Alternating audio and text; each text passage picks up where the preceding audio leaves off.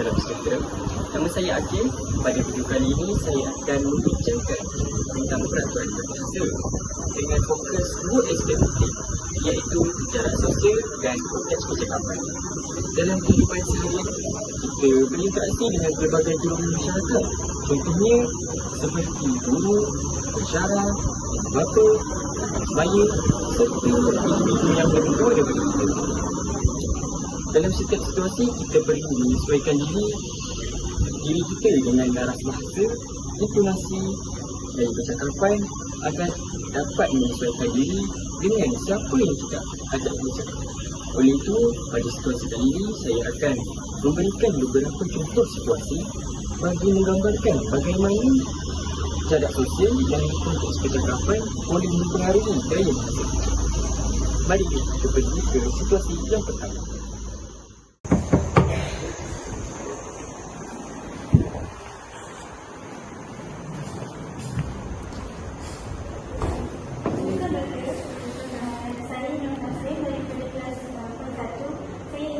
Tentang sedikit maklumat yang lebih lanjut tentang tugasan yang perlu dihantar, perlu diharapkan dari segi format dan juga rujukan yang perlu disertakan. Saya agak kurang faham dan kurang jelas. Boleh doktor katakan yang lebih lanjut dan juga lebih mudah saya faham? Okay, untuk tugasan tu perlu dihantar selama-lamanya pada hari Jumaat minggu harapan. Sama ada kamu semua hantar tugasan tersebut kepada saya secara fizikal ataupun secara fizikal di pejabat saya ataupun secara atas talian melalui e-portal pembelajaran. Pastikan juga kamu semua menggunakan format rujukan yang telah saya ajar pada minggu lepas.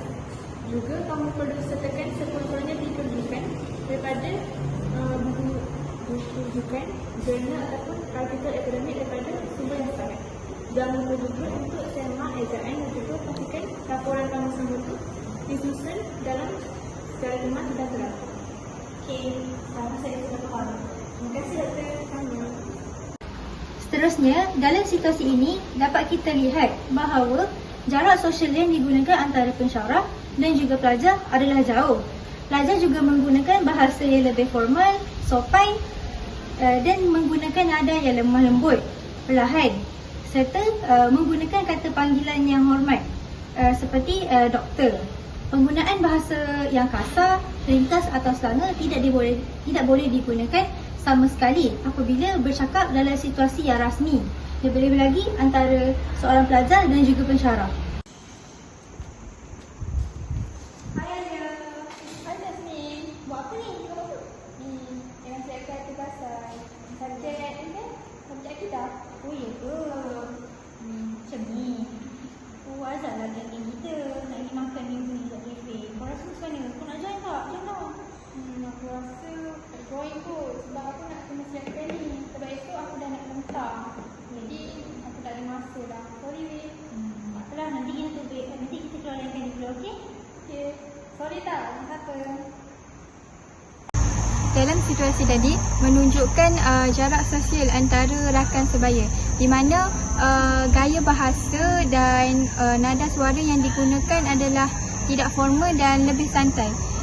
Seperti contoh penggunaan aku, kau dalam perbualan. Namun walaupun perbualan ini santai, tetapi masih menggunakan percakapan yang sopan dan beradab. Aduh, penatnya hari ni. Panas betul cuaca hari ni. Aduh. Pakcik, jom sama saya tolong bawa tempat ni. Bagusnya awak ni. Terima kasih nak. Sama-sama, Pakcik. Dalam situasi ini, pelajar bercakap dengan individu yang lebih tua, maka gaya bahasa yang digunakan lebih lembut, sopan dan penuh rasa hormat. Tiada penggunaan nama terus, sebaliknya menggunakan nama panggilan mesra, iaitu pakcik. Perbualan ini menunjukkan betapa pentingnya menyesuaikan gaya bahasa mengikut umur dan kedudukan sosial pendengar, selaras dengan nilai hormat menghormati dalam budaya Melayu. Assalamualaikum dan salam sejahtera. Terima kasih kepada semua yang hadir. Dengan ini saya membuka mesyuarat program anugerah pencemaran pelajar pada hari ini. Saya menjemput setiausaha untuk membaca keadilan dan agenda masyarakat. Terima kasih pengerusi. Baiklah, mesyuarat pada hari ini dihadiri seramai 5 orang ahli dan 3 orang tidak hadir dengan alasan. Baiklah, kita pergi seterusnya. Agenda mesyuarat pada hari ini adalah seperti berikut.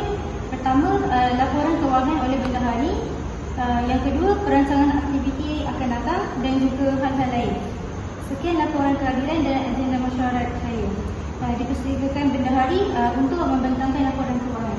Okey, terima kasih Ketua Usaha. Jadi jumlah wang yang terkumpul sekarang adalah sebanyak RM8,000, manakala perbelanjaan pada bulan ini adalah sebanyak RM5,000 dan bahan semasa wang adalah sebanyak RM3,000. Okey, itu sahaja laporan kewangan. Terima kasih kepada setiausaha dan bendahari. Tiada hal lain, maka mesyuarat kita ditangguhkan pada jam 1 petang. Terima kasih atas kerjasama semua. Korang tengah buat apa ni? Korang dah siap ke? Pergi Adika? Belum. Esok dah kena hantar ke? Cepatlah. Ya. Aku pergi jumpa Syarah tadi. Dia kata esok ketiga dah kena hantar. So kopi dengan hard kopi. Aku dah print lagi. Semua aku rumusan belum siap ni. Tak apa, tempat lagi. Petang kita buat sama. Nampak kan? Kau ada serangan kan? Rasa bila kita buatkan masyarakat Di situ sejuk sikit. Kita buat petang.